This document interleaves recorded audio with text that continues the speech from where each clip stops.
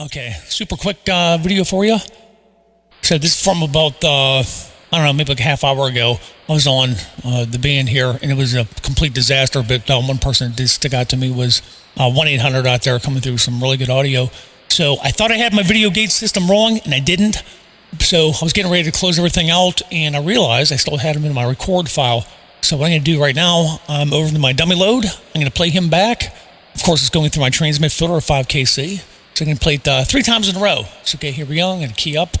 Dummy load is dummying, and I am dummying along with it. Okay, here we go. 73s, have a good one. Old 1-800 along the Gulf Coast. We're going to go back and listen and have a good day.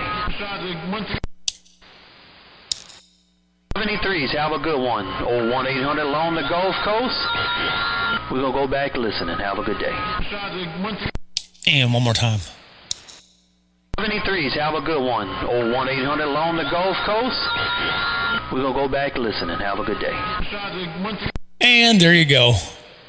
Like I said, sorry I didn't have my videogate system rolling today, but hey, this is better than nothing. All right, KP68, Pittsburgh, Pennsylvania, free and clear. Click.